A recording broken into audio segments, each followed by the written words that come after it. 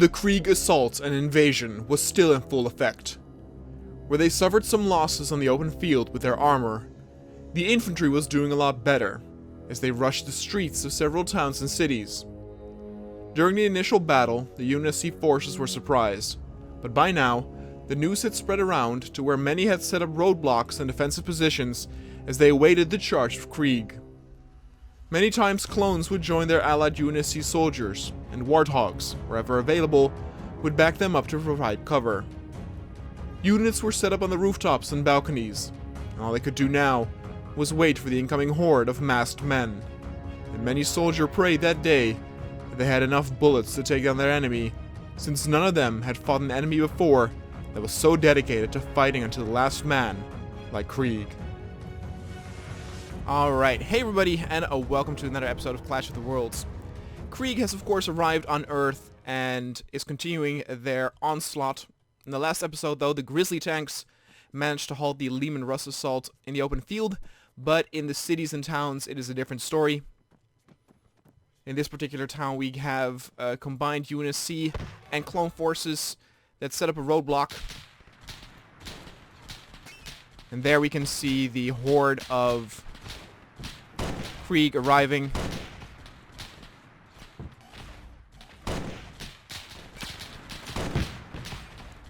And the first of them are falling to the machine gun fire of these two warthogs. The two warthogs will make a huge difference here.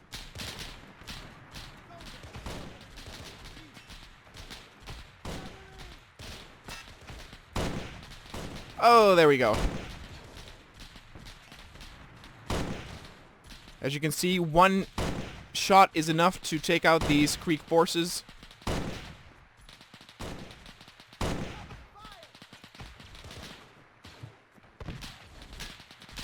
So even though their initial assault on the city was successful, it's going to be a lot more complicated for them to head on over here. We haven't really suffered a lot of losses. This machine gunner is going absolutely mayhem. You know, of course, how Krieg forces are. They love dying for their Emperor. There you go. Mowing them all down.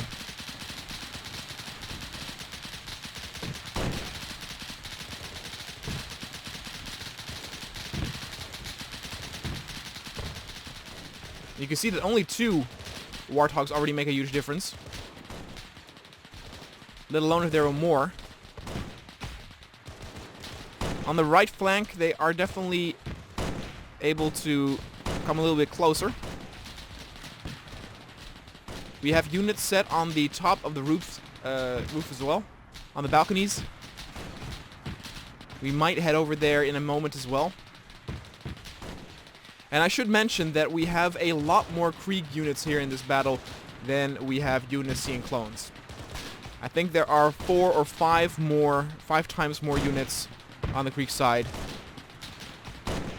Yet they're absolutely getting destroyed.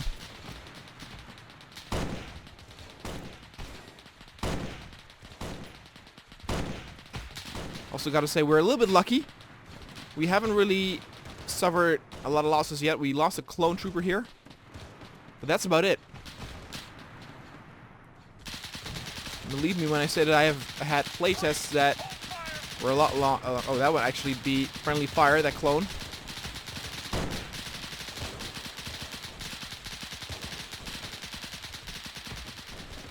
Doing a lot of killing here.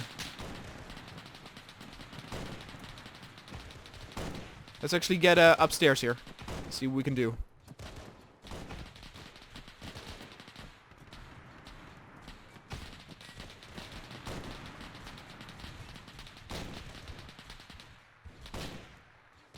And here you can still see that a lot of Krieg soldiers are alive.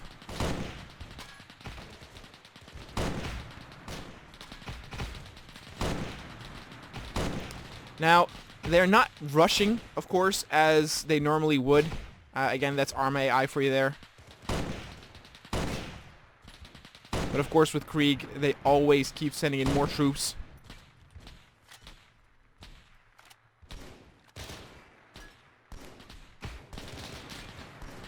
It is actually very interesting to see how, with only a few units in a defensive position with Arma, you can stop a whole army. Again, I think we have over 120 or 130 Krieg soldiers attacking this position. Some of them have plasma guns. And all we seem to have lost is that one clone trooper. None of the others. Oh, no. Look. We actually lost one of the machine gunners. One of the MVPs in this mission. We have a few clones traveling through the car wrecks. Oh! There we go. They now even got my character. They're getting closer. Let's be another designated marksman. You can see I have 4 characters in total. Oh my goodness! They blew up one of the warthogs. That might have killed a lot of units in the explosion. Yep, look at this. This whole side died. Now that machine gunner's going mayhem. Oh my goodness, people. We are not out of the woods yet. For many minutes, the UNSC was doing so well, but Krieg has a message of vengeance behind them. Though it could also be the case is that we've done so much damage to them that the units that are left might not be enough to break through.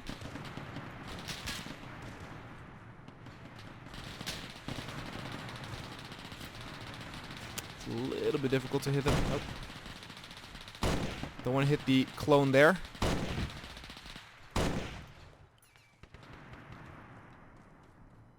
Guess we could actually also head out a little bit.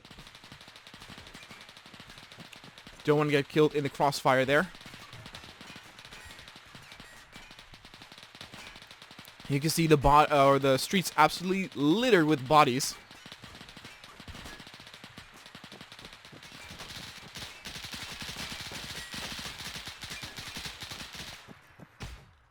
Kind of want to cross the street to see what their right flank is looking like.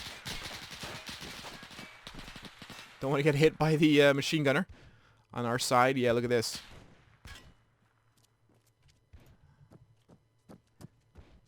If you see how far I have to actually get out there to look at the bodies, you can see that the Krieg forces were not actually able to get that far into our territory. Oh!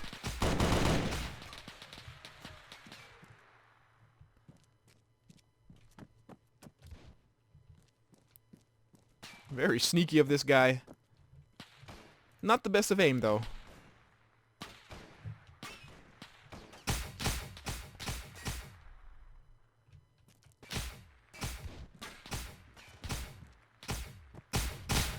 Oh, and there we will go. We can still move on to a sniper. Maybe get on the rooftop. Get a better view, but this first wave looks like we won. None of our riflemen are currently firing at the Krieg units. And again, for the longest time, the UNSC was doing very well, but our entire left side is down. Lost one warthog. This one warthog now that is left is now actually shooting again.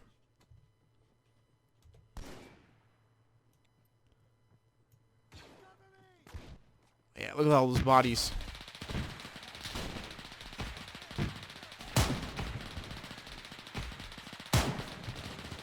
Oh, got a double kill there.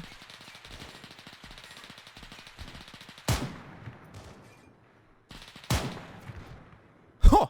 Love this Halo sniper. Very cool. Oh, gotta reload.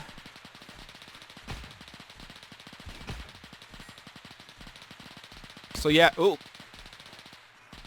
That area right there is not safe, that's for sure. Here's our final unit, but we're kind of at the end of the first wave.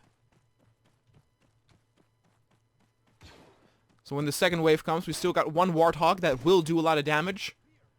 If the Krieg forces are smart, they're going to...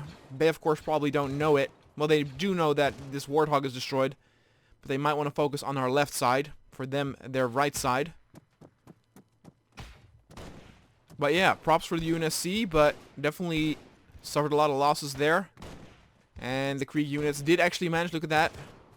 More units on the rooftops down. So don't get it twisted. They definitely did some damage there.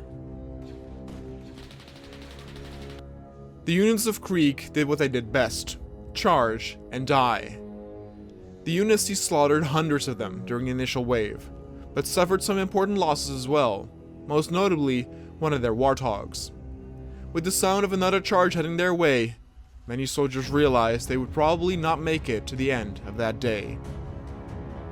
Alright everybody, here we are now on the other side during the second wave of the Krieg units.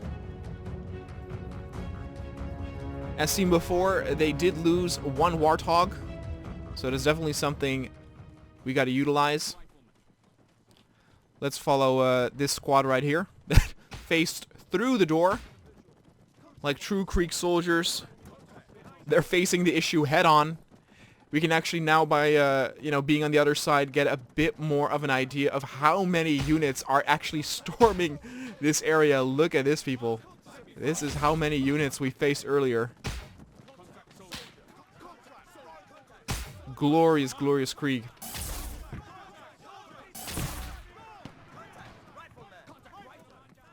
The Krieg units are definitely amongst my favorites in the Warhammer 40k universe. Oh god, I already got shot.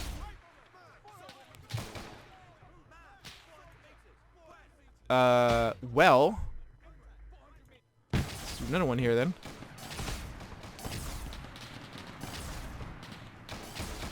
Gotta be a little bit less Krieg, I guess, and use a little bit of cover here. Because as you can see, there I didn't put a whole lot of units in there to spawn as. In the last video, though, talking about the Grizzlies attacking the Lehman Russ, people were also talking about that I should add a Baneblade to the battle. And to my surprise, a viewer actually shared a video of a Baneblade. Oh, look at that! The other Warthog is destroyed. This is huge for Krieg now. That explosion itself should have also killed a lot of units. So we can definitely get a lot closer now. But yeah, to my surprise, there was a video of an actually working Baneblade. But that was later pulled out of the mod. One of the creators did actually contact me on the video saying that new heavier tanks will be added to the Imperial Guard in upcoming updates. So that is definitely going to be something to look forward to and be excited about. Let's actually see how close we can get. Of course, this weapon, not the best for firing from afar. Yep, there you go.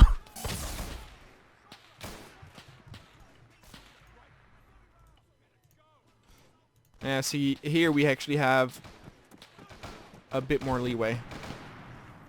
You can definitely see that the units are giving a very sturdy defense here, where even though we destroyed now both their Warthogs, the soldiers are still making it difficult for Krieg to launch their full assault.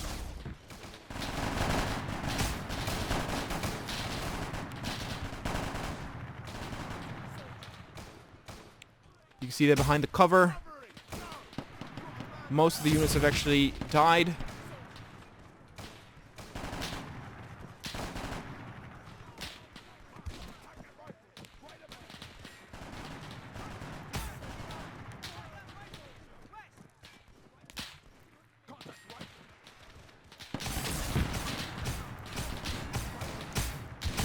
A little bit scared here.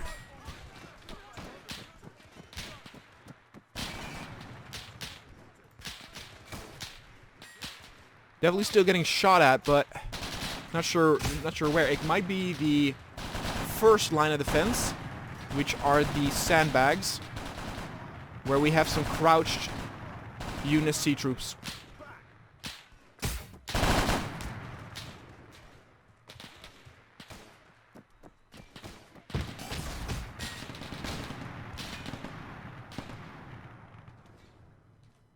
Oh, they popped some smoke.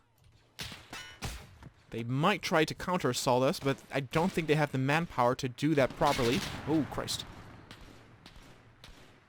gonna make a run for this cover. There we go.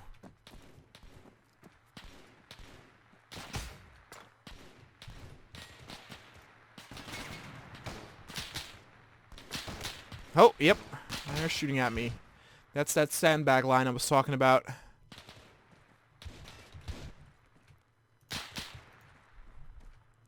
Oh my goodness. Man, being Krieg in this scenario is very difficult.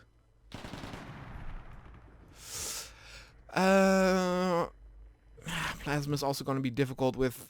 Yeah, look at that. I have to be really close in order to fire them. Again, I realize that the easy thing I can do is stay off the main street, go around, and attack them, but that's not really how this scenario is intended. You kind of have to cheat. That's also why it's sometimes difficult to play with others. Luckily, the friends I play with, Woozy, Greg, they often understand, you know, when I make a scenario and we play together that, you know, I sort of have a section in mind where the action takes place, and so they won't deviate too much from that.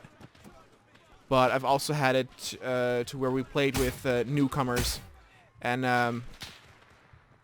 I guess they just wanted to win or, you know, play the game seriously, so they would just flank, which, you know, any sensible person would do. But for a video purpose, that sometimes might not be what you want to do. That's the difference with making a scenario for video purposes or making a scenario for gameplay purposes.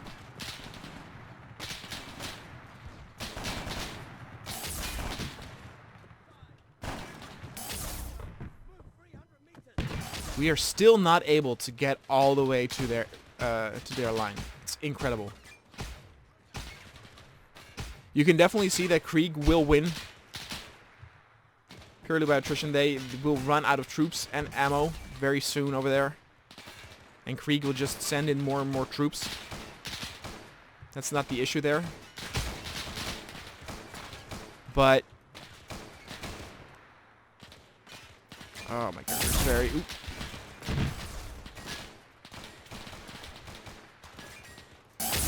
There we go. Finally got a kill. As you can see, my character was actually very tired. The crosshairs going up and down very much. I'm not moving the mouse.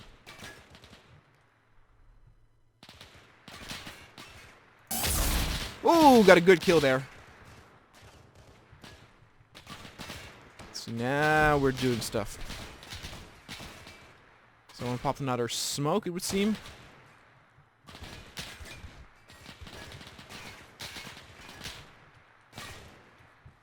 I don't think that's far enough.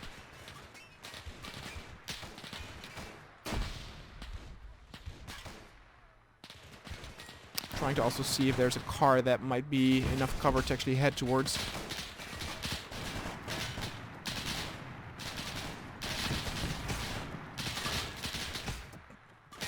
There we go. Alright, we're closer than ever. They definitely also know I'm here. Gotta watch the balconies. That whole side is down.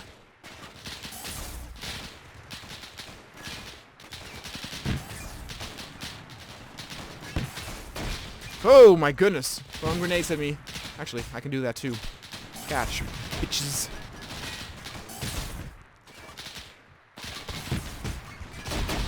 Oh my god! Wow!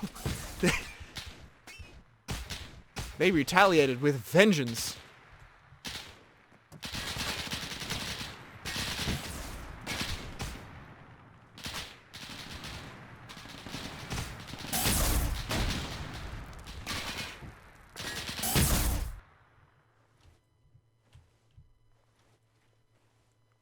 Oh my god, that's it. Can you believe that most of those shots in the last few minutes were done by probably 2 or maybe a few more units? No, I died. You gotta give it to the UNSC, man. They fought like Spartans. And I should also mention, maybe mentioning it this late in the video, might not have been the smartest, but again, I'm not trying to pick sides. Luckily, no one has talked about, you know, me picking sides. Also not, for example, in the Grizzly tank or Grizzly match. Usually I make these videos and these matchups where I probably can see who will win, but sometimes the result is very surprising and very different than I thought. For example, with the Grizzlies and the Lehman Russ, the Scorpion tanks before did fight the Lehman Russ were absolutely annihilated. And so I kind of, even though of course the Grizzly is a, you know, heavier class, I still thought that the Warhammer universe would have been more powerful, but that was not the case with this mod. And same here, I probably would have seen Krieg win, even though of course with only one wave they wouldn't. But I think I didn't, and many people with me realize how brave and how stood fast these UNSC troops would fight. Absolutely got to compliment them. They stood their line, did not flee. Could as well be soldiers of the Imperium of Man. You know, it's in a sense against that same way where soldiers can show bravery and dedication on both sides. And even though the Krieg soldiers, of course, are devoted to destroy the enemies of man, probably some of these will show some respect to these soldiers as well, especially since they don't flee, like some Imperial Guards, if they don't have the Commissars with them. And so the day ended in bloodshed, with the forces of Krieg standing victorious. But the UNSC let them bleed heavily for it, but they did it gladly for their glorious Emperor. Many were already fired up to proceed to the next front, and needed to be controlled by the Commissars so they would not rush into their death needlessly. And with the streets littered with corpses on both sides, the war continued on as Krieg gained more ground and territory.